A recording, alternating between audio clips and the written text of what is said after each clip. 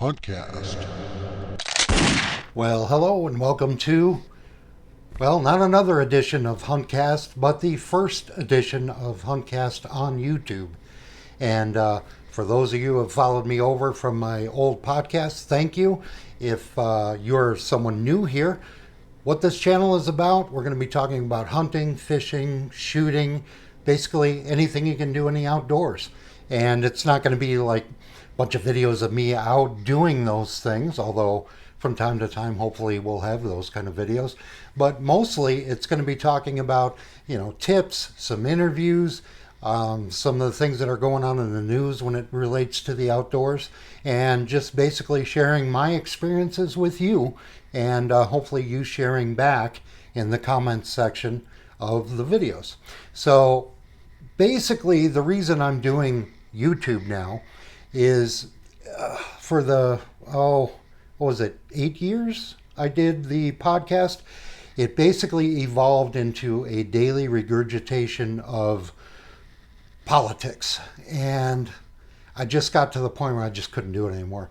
It sucked all of the fun out of what it was that I was doing. And, that's no way to treat your listeners or your viewers. If you're not having fun, they're not going to have fun along with you. So I took the step to just say, no, I'm not going to do it.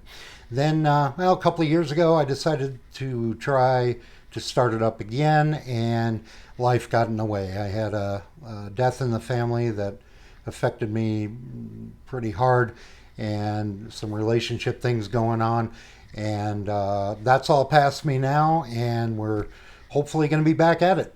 In fact, I've probably gone fishing more this summer, probably with the lockdown and everything else going on, than I have in years. And in fact, let's see, in about 7 hours, if the weather holds up, I'm going to be out fishing again, doing some night fishing for rainbow trout. Which reminds me, here's a tip for you.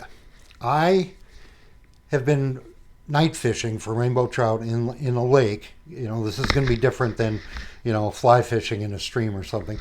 But in the lakes that have trout here, where I'm at in Michigan, and one of the tricks that we've been using for years and years, and it finally caught up to now where everybody's doing it, is where we've used lights to attract the plankton, which attract the bait fish, which attract the big fish. And I know if you've watched many videos on YouTube, you'll see a lot of crappie fishermen using green lights, catfish. But we specifically have been using lights for trout for years. And I got a new boat. I used to always exclusively fish with my friend Ryan in his boat, but I've got a boat now, and I needed a lighting setup. And the one that he used was like a tube with incandescent lights in it. It got really hot. You almost couldn't even have the light on when it wasn't in the water. That's how hot it would get. And it used a lot of power.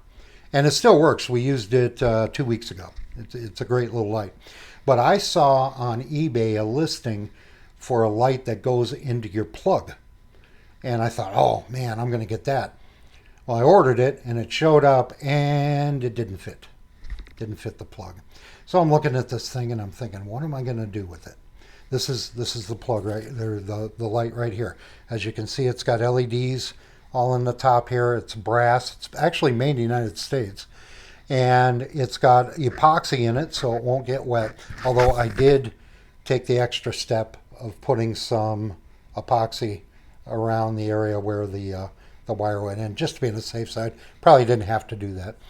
But what I did was I decided to make my own floating light, kind of like the incandescent light that we use. And what I used was wine corks. Yes, I'm cheap. Had a couple of wine corks, drilled a hole through it, ran the wire through it. These are zip ties that I put around the wire just to hold these in place so they don't slide up and down the wire.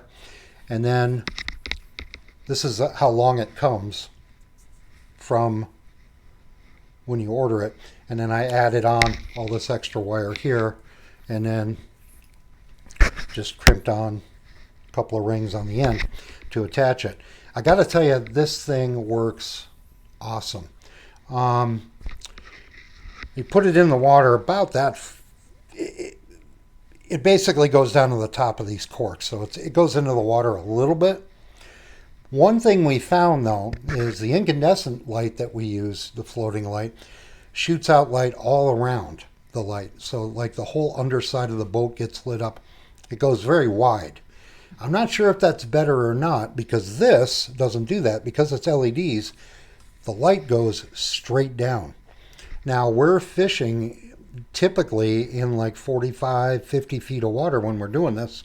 So to me, I think that cone of light going straight down might actually penetrate deeper, attract more plankton deeper, and maybe keep the bait fish and the rainbow trout kind of on the levels that they normally are anyway, instead of relying on bringing them up from 50 feet to, well, typically they're at about 20.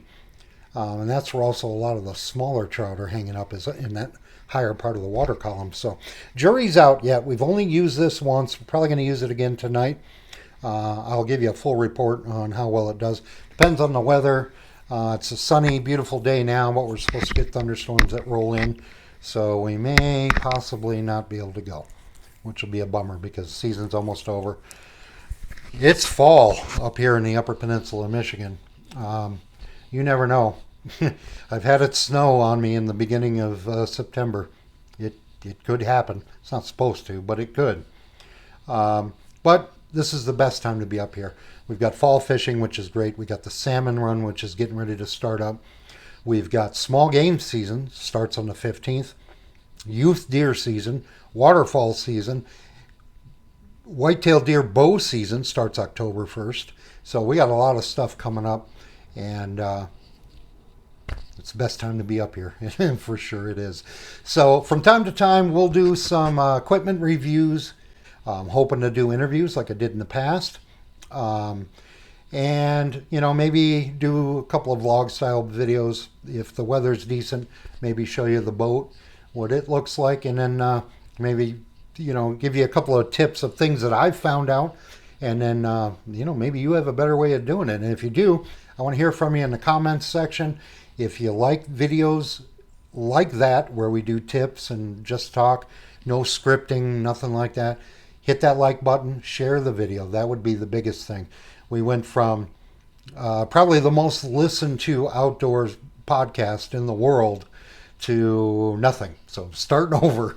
Any help I can get, I'd appreciate it. We'll talk to you soon.